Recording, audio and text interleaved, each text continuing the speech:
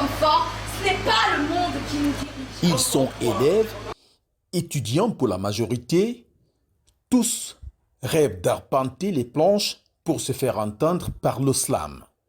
Il y a des slameurs qui sont engagés, il y a d'autres qui sont beaucoup plus dans ce qui est amour, environnement, humanisme, tout le reste. Mais moi, je m'identifie en tant que slameuse engagée et pour moi, c'est un engagement, c'est une responsabilité d'être une griotte moderne et de porter ce que les gens pensent tout bas.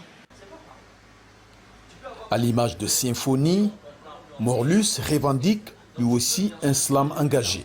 Le slam constitue pour moi une arme à travers laquelle je m'exprime, je dénonce les maux de la société, je sensibilise les gens, je fais passer des messages. Donc je dirais que pour moi, le slam, c'est toute ma vie.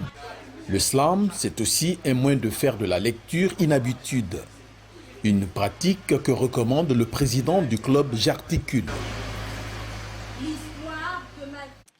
Le slam, c'est un véritable moyen d'union, de cohésion, mais aussi d'apprentissage.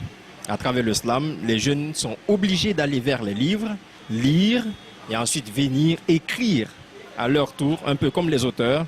Et bien plus, ça aide les jeunes à développer leur capacité à s'exprimer devant un public, à ne pas avoir le trac devant un public et à exprimer ce qu'ils ressentent au fond d'eux. C'est un peu ça l'avantage du slam.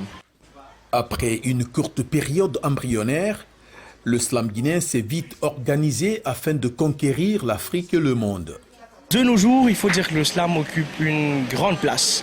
C'était pas pareil il y a quelques années, mais de nos jours, disons que pour la plupart des jeunes, surtout des élèves et des étudiants, ça occupe une grande place, puisque nos différents ateliers, nos différentes activités, ils sont nombreux et de plus en plus de collectifs naissent. Et donc, si avant il y avait 1-2 collectifs, aujourd'hui rien qu'à Conakry, il y a plus d'une quinzaine et à l'intérieur, on n'en parle pas.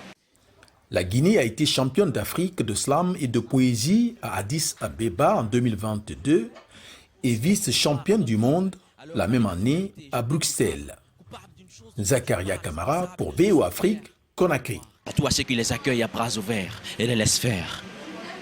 Il est temps qu'on fasse une prise de conscience. Slam.